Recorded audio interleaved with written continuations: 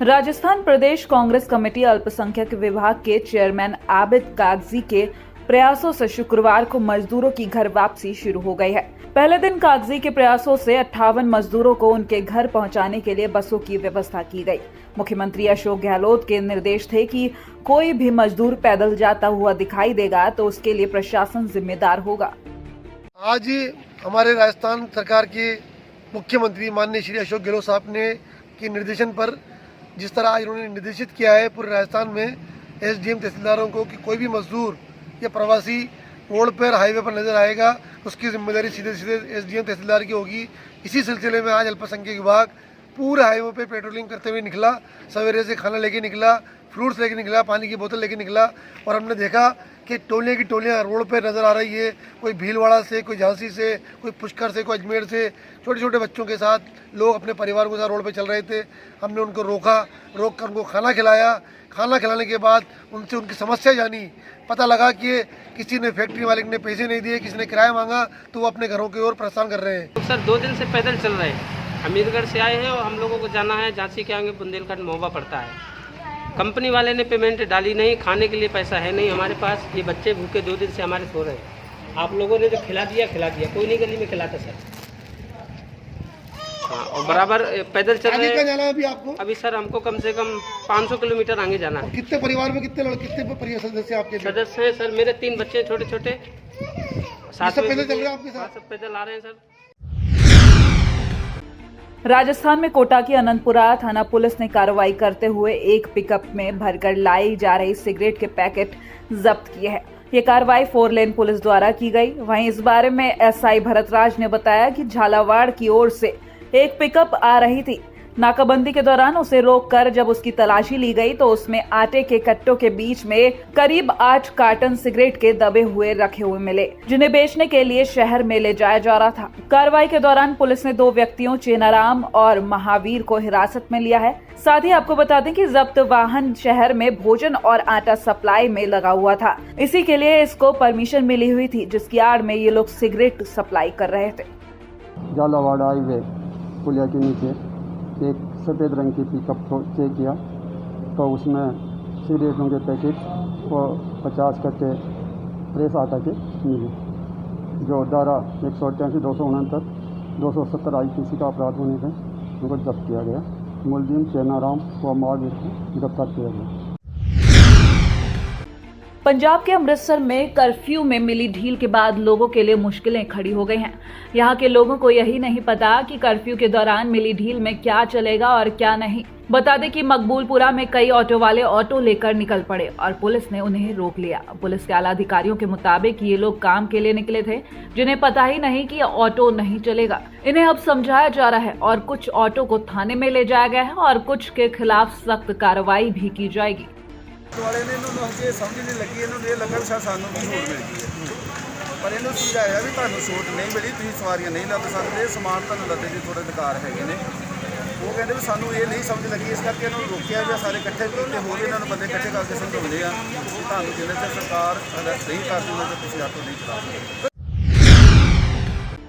पंजाब में लुधियाना के Jalandhar Delhi national highway पर एक ट्रक चालक ने पैसे के लालच में प्रवासी मजदूरों को उनके घर छोड़ने का झांसा दे ट्रक में बैठा लिया, वो भी 1-2 नहीं बल्कि 50 से भी ज्यादा। मजदूरों की ये तस्वीरें खुद ही बयां कर रही हैं कि किस तरह ट्रक में इन लोगों को बैठाया गया है।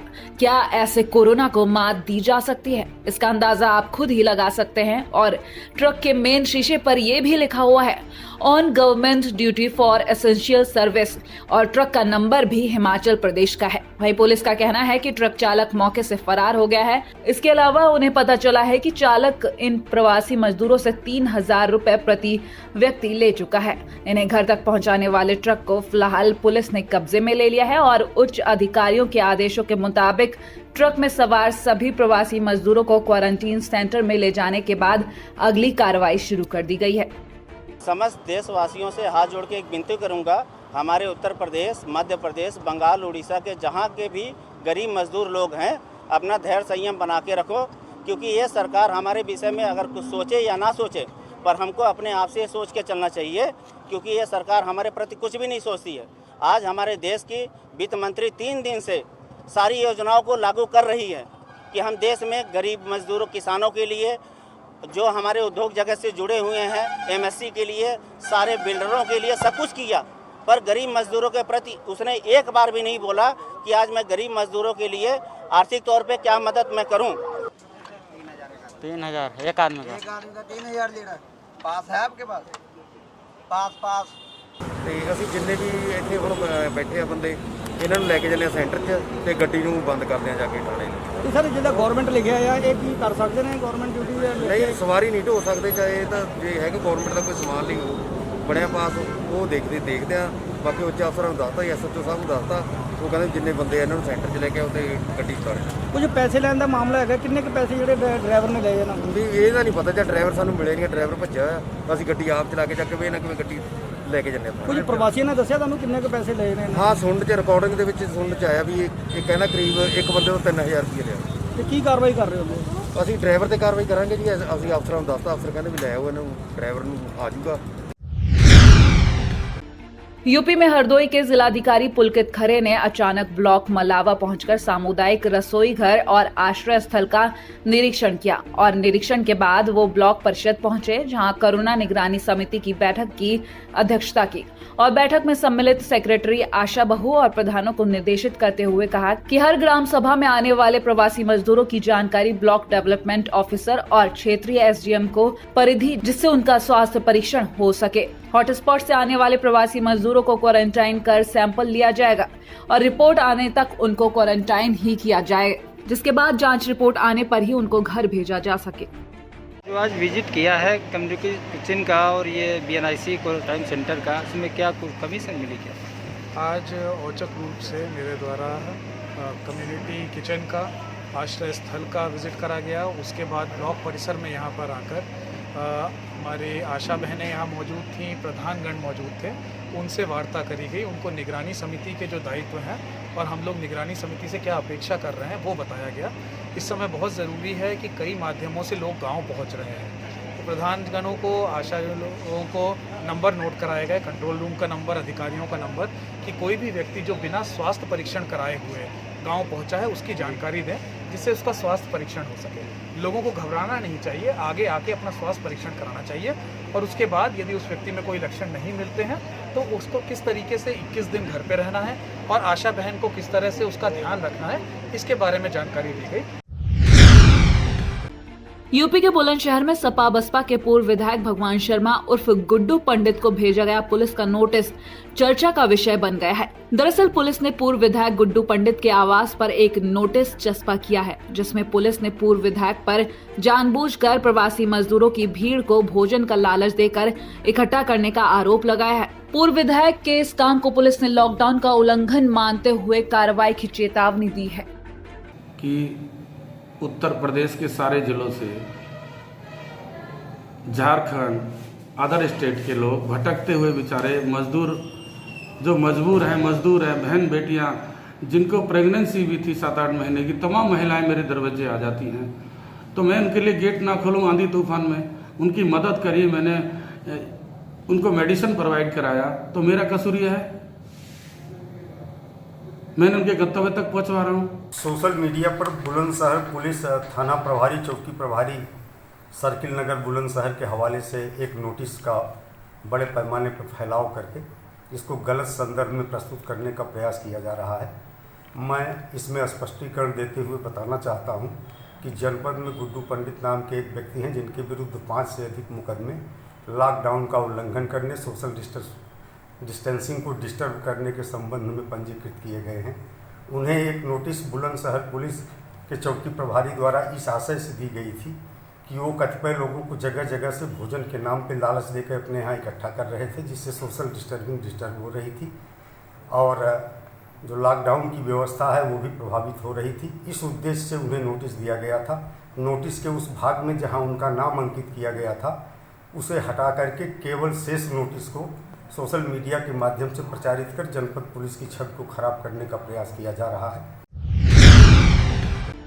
पंजाब के अमृतसर में पुलिस प्रशासन द्वारा बीते शनिवार को फ्लैग मार्च निकाला गया, जिसका मुख्य उद्देश्य प्रशासन द्वारा कर्फ्यू के दौरान दी गई ढील को समय अनुसार सुबह 10:30 से शाम 6 बजे तक दुकानदार और लोग समय के अनुसार अपनी दुकानें खोलें और बंद करें। इस मौके पर पुलिस अधिकारियों ने फ्लैग मार्च के बारे में जानकारी देते हुए लोगों से अपील की कि लॉकडाउन का पालन कर अपना सहयोग दें, ताकि हम कोरोना जैसी बीमारी से मुक्त हो सके। साथ ही उन्होंने लोगों को प्रशासन द्वारा दिए गए आदेशों के पालन करने की भी अपील की।